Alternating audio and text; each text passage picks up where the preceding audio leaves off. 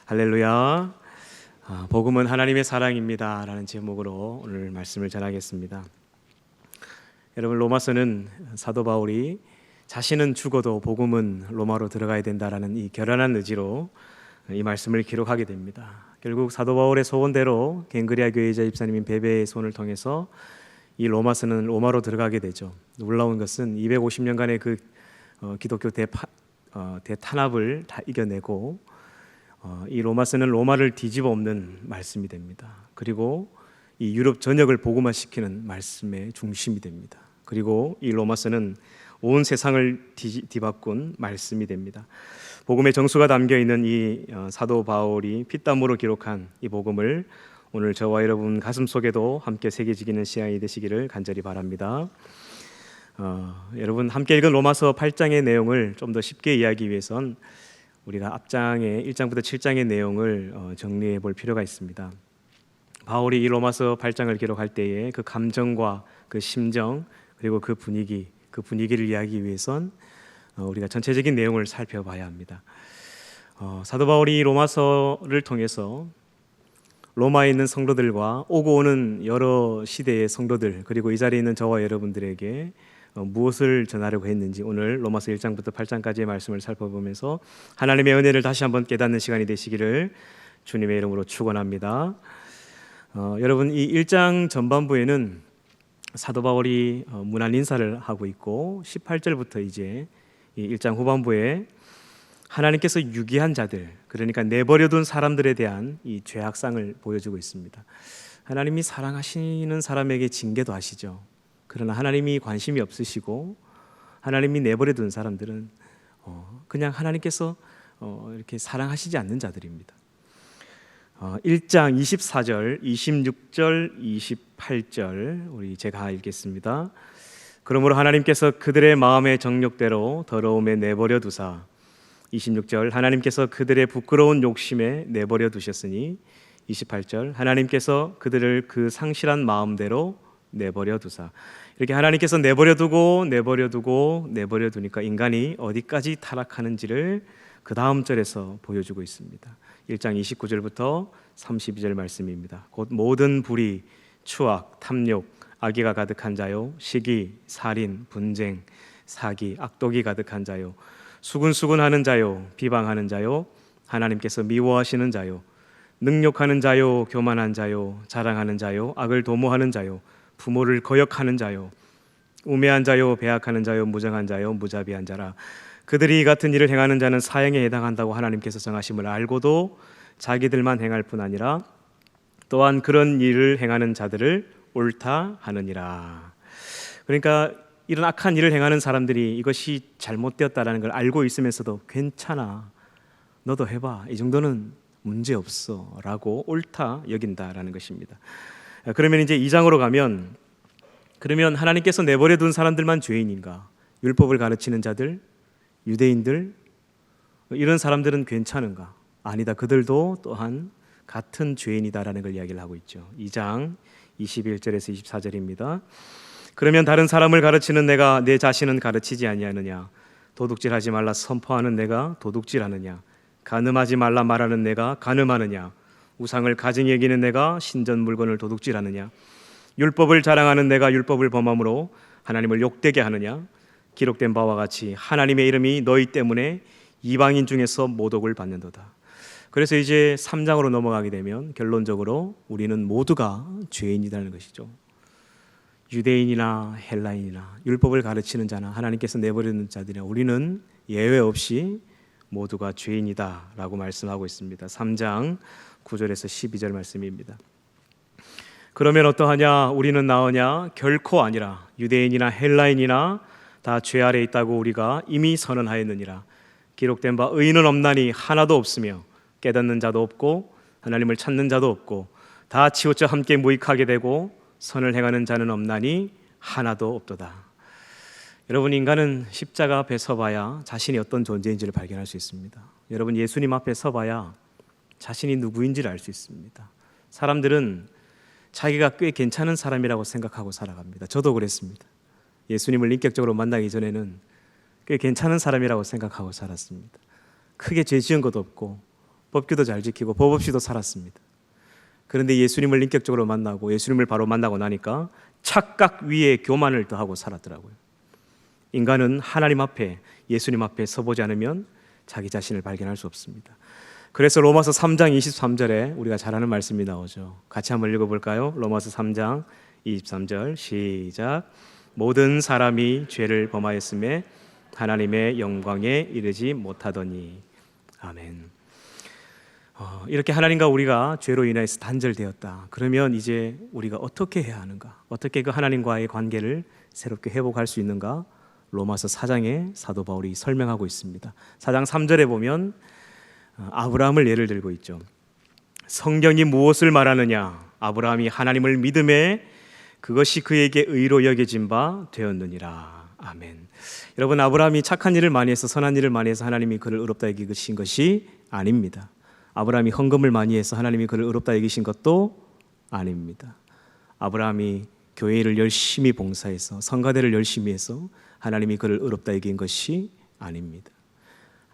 하나님을 믿음에, 그가 하나님을 믿음에 그 믿음 때문에 주님이 그를 의롭다 여기신 것이라고 말씀합니다. 그래서 이 자리에 있는 저와 여러분들도 그 하나님을 믿고 예수 그리스도를 구주로 고백하면, 그 믿음으로 나아간다면 하나님께서 우리를 아브라함을 의롭다 여기신 것처럼 우리도 의롭다 여김을 받을 수 있다라는 것입니다. 믿음으로써 의롭다 하심을 얻을 수 있다. 이신득이의 신학이 여기서 나온 것이죠. 자, 그러면 이제 5장으로 넘어가서, 그러면 예수님 믿고 구원받으면 신앙생활이 끝이냐? 그게 아니다라고 사도 바울이 말씀합니다. 더 중요한 것이 남아있다라고 이야기를 하죠. 저는 개인적으로 이 로마서 5장이 너무너무 중요한 말씀이다라고 생각합니다. 우리는 예수님 믿고 구원받은 후 하나님과 어떤 삶을 살아야 하는지를 잘 이야기하지 않습니다. 그냥 모든 것이 구원에 맞춰져 있습니다. 여러분, 우리는 구원파를 이단이라고 하죠. 왜 구원파를 이단이라고 합니까? 그들이 말하는 구원은 예수 믿고 구원받으면 끝이라고 이야기를 합니다. 그냥 그 다음부터는 마음대로 살아도 된다라고 이야기를 합니다. 사도 바울은 정반대로 이야기하죠. 예수를 믿고 구원받는 것은 신앙의 출발이다. 그리고 그 다음에 더 중요한 것이 있다. 5장 1절에 이렇게 말씀하고 있습니다. 5장 1절 보겠습니다. 그러므로 우리가 믿음으로 의롭다 하심을 받았으니 우리 주 예수 그리스도로 말미암아 하나님과 화평을 누리자. 하나님과 뭘 누려야 된다고요? 한마디로 하나님을 즐거워하고 하나님과 친하게 지내야 된다는 이야기를 하고 있는 것입니다. 여러분, 예를 들면 우리 자녀들이 학교에서 친한 친구들하고 막 재밌게 놀다가도 잘 싸웁니다. 그죠? 학창 시절에는 자주 싸우죠. 싸울 때는 막 죽일 듯이 싸웁니다. 지어받고 막. 그러다가 선생님이 딱 나타납니다. 이놈 하면서 딱 부릅니다. 일로 와, 일로 와. 서로 악수해, 화해해 하면 막 속에서 막 화가 올라오지만 선생님이 무서워서 억지로 막 이렇게 악수를 합니다. 그죠? 미안하다고 사과해 하면 막 미안한 마음 1도 없는데 미안해 이렇게 인사를 합니다. 그죠? 화해는 했습니다. 그죠? 하지만 예전처럼 그 친구와 다시 친하게 지내려면 그 다음이 더 중요하죠. 억지로 선생님 때문에 화해는 했지만 그 다음에 다시 이 친구와 즐겁게 화목하게 화평을 누리며 살아야 됩니다. 예수님께서 하나님과 우리의 관계를 악수시켜 주셨습니다. 화해시켜 주셨죠. 그 다음이 더 중요하다고 저는 생각합니다. 이제 화해시켜 주셨으니까, 예수의 피로 그 죽음으로써 우리를 화해시켜 주셨으니까 이제 친하게 지내야죠. 그 하나님을 즐거워하고 그 하나님과 화평을 누리고 한평생 그렇게 살아야죠. 그래서 구원파가 잘못된 겁니다. 구원이 끝이 아닙니다. 한국 교회는 거의 모든 새가족 교육이나 제자 훈련의 그 공과 교재의 주제가 다 구원에 맞춰져 있습니다. 참 아이러니하죠. 우리는 구원파를 이단이라고 하는데 구원파 비슷하게 우리는 가르치고 있습니다. 모든 게 그냥 구원입니다. 그냥 구원. 너 구원받았어? 그 구원받은 삶 이후에 더 중요한 것이 있다고 사도 바울이 이야기하죠. 구원은 신앙의 출발입니다. 그리고 그 이후의 삶이 더 중요한데 그것을 사도 바울이 이야기하고 있는 것이죠. 하나님과 화평을 누리며 지내야 된다. 5장 10절과 11절에도 비슷한 말씀이 나옵니다. 곧 우리가 원수되었을 때에 그의 아들의 죽으심으로 말미암아 하나님과 화목하게 되었은즉 화목하게 된 자로서는 더욱 그의 살아나심으로 말미암아 구원을 받을 것이니라. 그뿐 아니라 이제 우리로 화목하게 하신 우리 주 예수 그리스도로 말미암아 하나님 안에서 또한 어떻게 해야 된다고요? 즐거워하며 사는 신앙생활이 무엇이냐면 그 예수님의 은혜로 우리가 값없이 구원의 은혜를 선물로 받았습니다. 그러면 남은 삶은 하나님을 즐거워하고 그 이름을 기뻐하고 그렇게 살아야 된다는 것을 이야기를 하고 있는 것이죠. 그리고 이제 6장과 7장에는 원죄에 대한 설명을 하고 있습니다. 여러분 로마서에서 가장 중요한 부분이라고 하죠. 6장, 7장, 8장. 이 로마서 전체에서 가장 핵심적인 장이라고도 합니다. 죄론에 대한 아주 간결하고도 쉬운 설명이 나오기 때문입니다. 여러분 교회 오는 새가족들에게 우리는 이렇게 얘기하죠. 너 죄인이야. 그러니까 너 회개해라고 얘기를 합니다. 이 새가족들이 잘 이해를 못해요. 목사님, 교회만 오면 왜 저보고 죄인이라 합니까? 내가 아무리 생각해봐도 내가 죽을 만큼 그렇게 죄를 지은 게 없는데 아무리 생각해도 왜 교회는 나만 오면 막 회개하라 하고 기도하라 하고 너 죄인이라 하고 네 죄 때문에 예수님 죽었다 하는데 자기가 한평생 아무리 생각해봐도 자기가 누군가를 죽여야 될 만큼 그런 큰 죄를 지은 적이 없다는 거예요. 자기는 이해를 못하겠다는 거예요. 이 로마서 6장과 7장의 사도 바울이 아주 퍼펙트하고 클리어하고 간결하게 잘 설명해 주고 있죠. 사진을 한 장 띄워주시겠습니까? 여러분 이게 무슨 나무일까요? 어떤 나무인지 잘 알아보기 힘드시겠죠. 한 장만 더 넘겨주시겠습니까? 어릴 때 과수원 주변에 사셨거나 어릴 때 과수원 일을 하셨던 분들은 아실 겁니다. 무슨 나무일까요? 오, 예. 다음 한번 사진 정답입니다. 사과나무입니다. 여러분 제가 하나 질문하겠습니다. 이 나무는 사과라는 열매를 맺었기 때문에 사과나무인가요? 아니면 어릴 때부터 뿌리부터 쌍잎부터 사과나무인가요? 그렇죠. 쌍잎부터 사과나무. 저와 여러분은 쌍잎부터 죄의 나무입니다. 그러니까 이 세상의 법과는 완전 반대죠. 세상의 법은 누군가를 살인하고 죽여야만 너 죄인이야. 죄를 지어야만 죄인이라 합니다. 죄 안 지으면 죄인 아닙니다. 하나님의 법은 완전히 반대예요. 죄라는 열매를 맺든 맺지 않든 상관없습니다. 어릴 때부터 뿌리부터 떡잎부터 쌍잎부터 우리는 이 죄의 나무인 거예요. 그래서 이것을 이해를 못하는 거예요. 새가족들이. 세상의 법은 죄를 지어야만 죄인이지만 하나님의 법은 우리는 처음부터 뿌리부터 우리는 죄의 나무인 것입니다. 사도 바울이 그래서 자기 자신을 들여다보니까 자기 속에 이 죄성이라는 놈이 살고 있다는 거예요. 여러분 저를 보세요. 사도 바울은 나라는 존재와 이 죄라는 존재가 함께 결혼해서 살아간다는 거예요. 인간이라는 존재가. 그래서 죄인으로 우리는 살아간다는 거예요. 어떻게 해서든 좀 선한 일을 해보고 싶은데 이 속에 있는 죄성이 이걸 막는다는 거예요. 이 죄의 3요소가 있죠. 악하고 게으름, 악하고 욕심 많고 게으르고. 그러니까 하나님을 위해서 뭔가 일하고 싶은데 새해가 되어가지고 성경을 읽고 싶은데 벌써 2월달 되면서부터 성경을 읽기를 포기하신 분들이 있죠, 그죠? 이 속에 있는 죄성 때문에 그렇습니다. 끊임없이 괴롭히죠. 그래서 사도 바울이 이런 이야기를 합니다. 7장 21절에서 23절입니다. 그러므로 내가 한 법을 깨달았노니 곧 선을 행하기 원하는 나에게 악이 함께 있는 것이로다. 내 속사람으로는 하나님의 법을 즐거워하되 내 지체 속에서 한 다른 법이 내 마음의 법과 싸워 내 지체 속에 있는 죄의 법으로 나를 사로잡는 것을 보는도다. 그러니까 내 속사람은 선한 일을 하고 싶은데 이 죄성이라는 녀석에 늘 진다는 거예요. 그래서 사도 바울이 이렇게 고백합니다. 7장 24절에 보니까 오호라 나는 곤고한 사람이로다. 이 사망의 몸에서 누가 나를 건져내랴. 사도 바울도 이것 때문에 자기가 굉장히 고민합니다. 이 속에 있는 이 죄성을 어찌할까? 그는 예수 믿는 사람을 잡아 죽이던 사람이었죠. 이런 죄성이 자기 속에 있다는 거죠. 여러분 제가 성이 윤가입니다. 제 아내는 성이 허가예요. 그런데 결혼을 하고 나니까 제 아내가 윤서방네로 이름이 바뀌어버렸습니다. 우리는 저라는 놈과 결혼해서 같이 살아가고 있기 때문에 죄서방네로 지금 살아가고 있는 거예요. 내 의지와는 상관이 없습니다.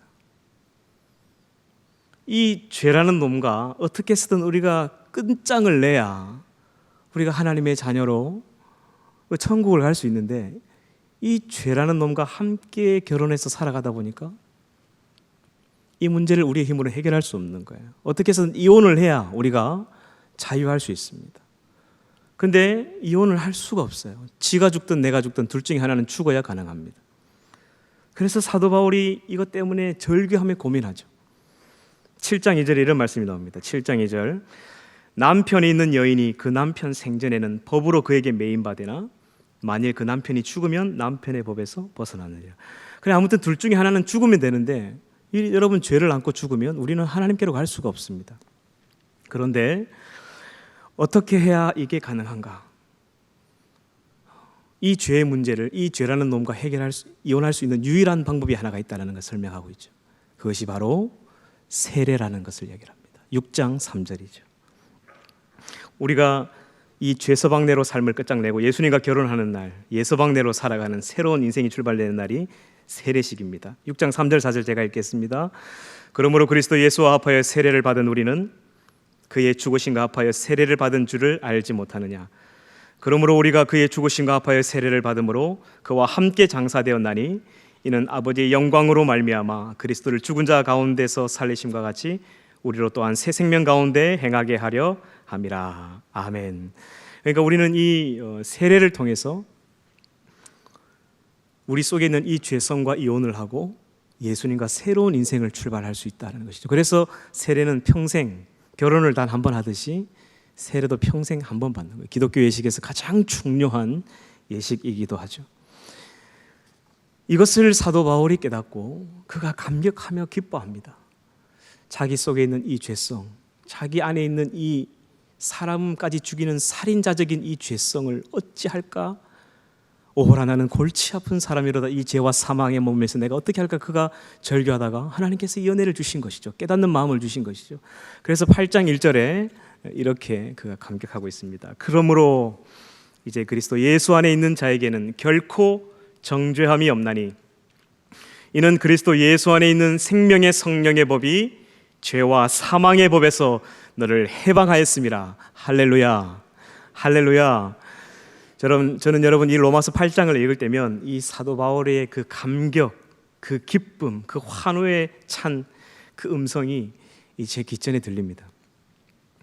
여러분 곰곰이 한번 생각해 보면 사도 바울은 예수 믿는 사람을 죽이던 사람이었습니다. 그는 매일같이 하나님을 위해서 복음을 전하고 집에 돌아오면 그 늦은 밤 혼자 있는 그 시간 동안 아마 마귀가 매일 밤 찾아왔을 거예요. 마귀가. 그래서 매일 밤 잠수했을 겁니다. 네가 무슨 자격으로 복음을 전하느냐? 네 손에 아직 스데반의 피냄새가 나는데 너는 자격 없어. 네가 무슨 주제로 네가 하나님 말씀을 전한단 말이냐? 네가 사람을 죽이던 사람이 네가 무슨 자격으로 복음을 전한단 말이냐? 너는 안 돼. 밤마다 막 괴롭혔을 거예요. 그래서 그가 절규하죠. 이 죄와 사망의 몸에서 내가 어떻게 할까? 그렇게 밤새도록 몸을 틀고 고민하다가 하나님께서 은혜를 부어주십니다. 하나님께서 깨닫는 마음을 주시죠. 예수 그리스도 안에 있는 자에게는 이제 결코 정죄함이 없다. 왜? 예수 안에 있는 생명의 성령의 법이 이 죄와 사망의 법에서 너를 해방하였기 때문이다. 그래서 그 마귀가 밤마다 괴롭히고 찾아와서 힘들게 하지만 새벽이면 하나님의 음성이 들리죠. 그래도 내가 너를 사랑한다. 그래도 내가 너를 사랑한다. 그러면 아침에 다시 일어나 힘을 얻고 또 복음을 전하러 나가는 거죠. 그리고 여기 로마서 8장에는 더 놀라운 말씀이 나옵니다. 오늘 저와 여러분이 함께 읽었던 말씀이죠. 오늘 본문 말씀을 다시 한번 보겠습니다. 우리의 노력으로 구원을 받은 것 같지만 여러분 아닙니다. 오직 전적인 하나님의 은혜입니다. 하나님께서 우리를 구원하시기 위해 우리 여기 대구중앙교회로 내 발로 찾아온 것 같지만 하나님 이미 창세전에 우리를 예정하시고 우리를 택하셨습니다. 그리고 때가 되어서 죄인인 우리를 이 자리까지 부르신 것이죠. 부르신 우리를 살아가는 당신의 아들들의 몸을 찢어 그 피로써 우리의 모든 죄를 해결해 주셨습니다. 죄만 용서해 주시고 끝난 게 아니죠. 당신의 사랑하는 아들, 딸로 삼으셨어. 하늘의 영화로 간시우셨어.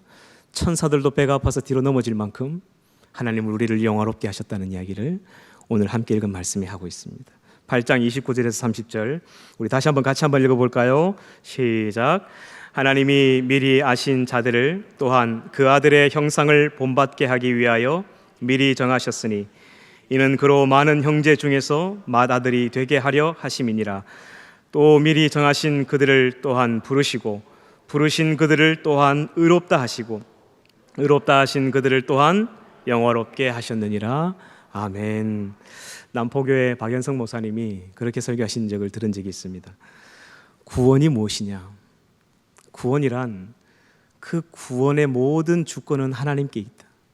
그 구원을 받고 받지 않고의 너의 노력은 1%도 들어갈 수가 없다. 전적인 하나님의 선택이다. 그러면서 이런 이야기를 하시더라고요. 구원이 무엇이냐? 네가 목이 잘려서, 여러분이 목이 잘려서 살아날 수 있는 가능성이 단 0.1%도 없는 그 상태에서 예수님이 자기의 몸을 찢어 그 피로 이 살을 다시금 묻히고 자신의 피를 흘려서 그 피를 다시금 우리에게 수혈해서 다시 살게 했다는 것이죠. 내가 이 죽었다가 다시 살아나는 것에 내 노력이 1%라도 있는가? 없다는 거예요. 전적인 하나님의 은혜이며 구원은 전적인 하나님의 선물이다. 이것이 너에게서 난 것이 아니요 하나님의 선물이라는 거예요. 너의 노력과 너의 열심으로 구원받는 것이 아니다. 하나님의 열심이며 하나님의 노력이다. 하나님의 선물이다. 그래서 은혜다 라는 설교를 하신 것을 들은 적이 있습니다. 사도 바울도 똑같은 이야기를 하고 있는 것이죠. 이것이 우리에게서 난 것이 아니다라고 말하죠.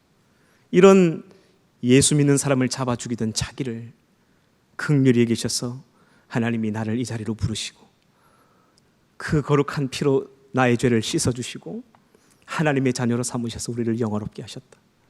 이것을 그가 깨닫고 기뻐하며 감격하고 있는 것이죠. 그리고 오늘 말씀 35절 38절입니다. 누가 우리를 그리스도의 사랑에서 끊으리요? 환난이나 곤고나 박해나 기근이나 적신이나 위험이나 칼이랴. 내가 확신하노니 사망이나 생명이나 천사들이나 권세자들이나 현재일이나 장래일이나 능력이나 높음이나 깊음이나 다른 어떤 피조물이라도 우리를 우리 주 그리스도 예수 안에 있는 하나님의 사랑에서 끊을 수 없으리라. 할렐루야. 제가 이제 말씀을 맺겠습니다. 여러분, 제가 생각하는 복음은 하나님의 사랑입니다. 복음에 대한 성도님들의 여러 가지 각자의 정의가 있을 겁니다. 예수 그리스도의 십자가의 승리다. 복음은 그리스도다. 제가 생각하는 복음은, 저의 복음의 정의는 저는 하나님의 사랑이라고 생각합니다. 왜냐하면 이 세상을 창조하신 것도 우리를 사랑하셔서 창조하신 것입니다. 죄인된 우리를 긍휼히 여기셔서 당신의 사랑하는 아들을 땅에 보내주시고 그 몸을 찢어 그 피로써 우리를 다시 살리신 것도 사랑하셨기 때문이죠. 그 예수님 하늘의 영광을 버리고 이 땅에 오셔서 우리와 같은 처지에서 같이 먹고 같이 살고 같이 걸으셨습니다. 같이 사셨습니다. 왜요? 사랑하셨기 때문이죠. 십자가에 죽으시고 부활하셔서 자신의 사명은 다했지만 예수님 바로 올라가셨나요? 40일 동안 더 머무셨죠. 그 40일 동안 무엇 하셨나요? 그 예수님의 행적을 살펴보면 너무너무 감동이 됩니다. 믿음 없는 제자들, 아직도 연약한 제자들 다시 찾아가서 그들에게 다시 자기의 부활한 모습을 보여주면서 소망을 부어주시죠. 사랑하셨기 때문이죠. 예수님께서 이 땅을 사시는 날 동안 단 한 번도 들어보지 못한 말이 있습니다. 당신의 사랑하는 제자들의 입을 통해서 단 한 번도 들어보지 못한 말, 뭘까요? 사랑한다는 말이에요. 그래서 이 땅을 떠나기 전 마지막 그 말을 한번 듣고 싶어서 사랑하는 베드로를 찾아가죠. 당신이 다시 부활한 걸 보여줬음에도 불구하고 나는 물고기 잡으러 가노라 하면서 갈릴리로 가버린 그 베드로를 찾아서 다시 갑니다. 그리고 옆구리 찔러 절박이라고 하죠. 베드로, 물어봅니다. 페트로스 아가파스메, 너 나 사랑하니? 이 눈치 없는 베드로 그냥 주님 제가 사랑합니다 하면 될 걸 갖다가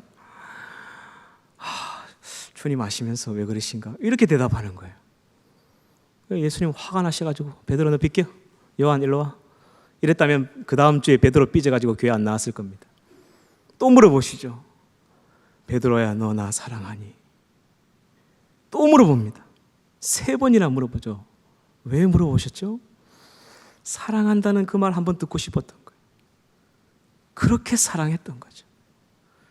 우리 주님이 이 땅을 사시는 날 동안 유일하게 들었던 사랑 고백이 내가 주님을 사랑하는 줄.